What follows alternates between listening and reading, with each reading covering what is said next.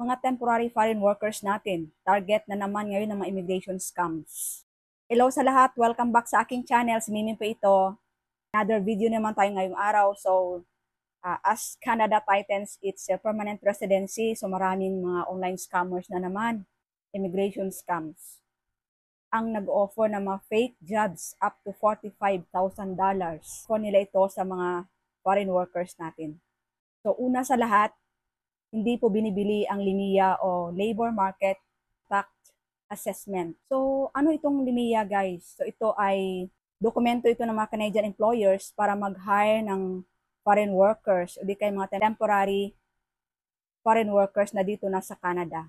So, yung ating mga employers, mga Canadian employers natin ay dapat kuha sila ng LIMIA na to para itong permit para mag-hire sila ng mga workers.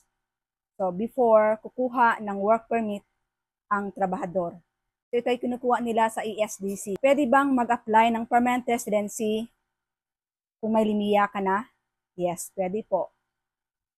So, pwede ka mag-apply ng iyong permanent residency kung may LIMIA ka na. Yung LIMIA na to guys, valid po ito for 6 months. Ngayon, ang problema dito, yung ating mga Canadian employers, o pwede namang mag-employ yung ibang lahi. Depende kung may-business sila dito sa Canada. Ayan guys, babanggitin na natin yung ano ang kanilang lahi.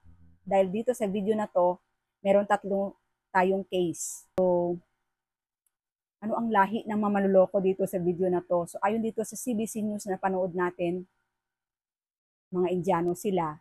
So, sila ay nagpo-post sa Kijiji at saka sa Marketplace. So, alam naman natin, so dito sa Canada guys, yung Kijiji ay ito yung site na kung saan nagpo-post sila ng ads. Halimbawa, may ibebenta kang sasakyan, bahay, services, mga buy and sell products, mga used items, real estate, mga trabaho, at vacation rentals. Itong mga scammers na to, tina-target talaga nila ang mga temporary foreign workers o di kaya mga foreign workers mula pa sa kanilang bansa. Niloloko nila, binibentahan nila ng sobrang taas na LIMIA. So sa sinabi ko na kanina guys, hindi po binibenta, hindi po binabayaran ang LIMIA. So depende na lang siguro yan sa employer.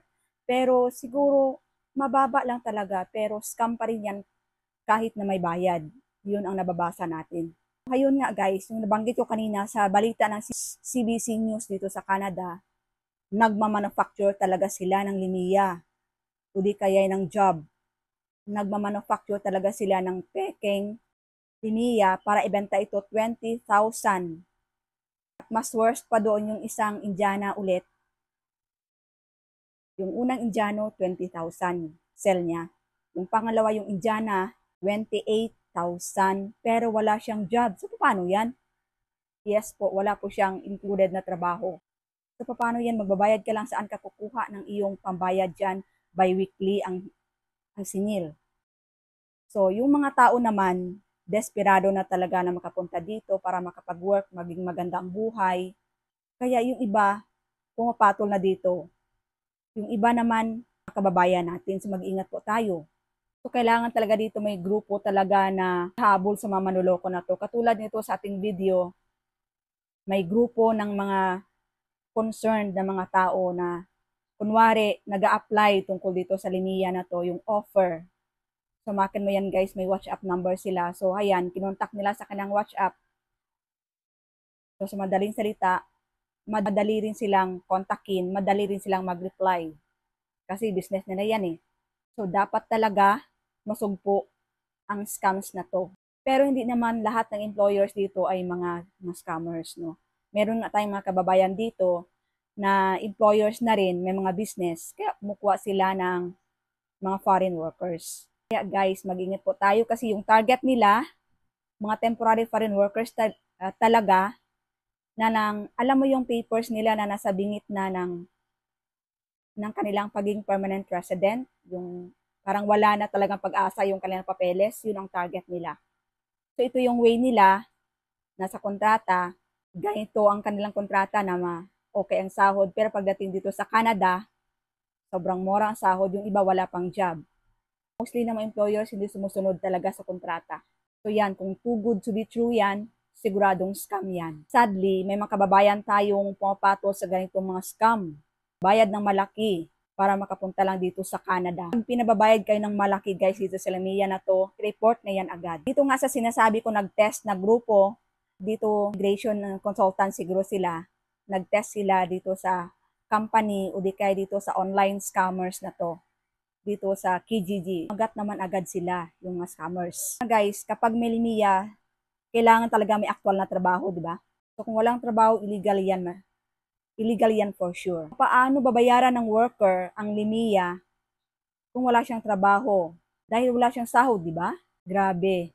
Nagmamanufacture na talaga sila ng job para sa kumagat dito na maging permanent resident. At saka take note guys cash pa ang pinababayad. Ibig sabihin, modus na talaga nila ito, palagi nila itong ginagawa. For sure, marami nang naloko. So yung another case natin, naloko naman dito isang foreign worker. So nagbiyahe pa siya mula India, papunta dito sa Canada. Kasi may immigration consultant na nag-contact sa kanya para sa permanent residency. So mag-apply siya dito ng trabaho sa restaurant at nag-promise na bibigyan siya ng permanent residency kung magtrabaho siya sa restaurant na to. Take note guys, 5 installment. Alam niyo ba magkano? 50,000 Canadian dollars. Grabe na talaga, ano? So, kinumpute ko siya almost 2,050,000 pesos. Nako, ganda na sana ang business yun sa Pilipinas. O di kaya kahit saang lugar man. Isang mansyon na yun na bahay sa atin guys, di ba? Iuin mo. First payment, $5,000. Saan ka kukuha niyan guys kung wala kang trabaho dito na maabutan? Ito yung kasunduan. Bago magbayad, nakita naman diyan sa breakdown guys. Pinapakita ko sa inyong breakdown ng kanyang babayaran ng Indiano na naloko na scam.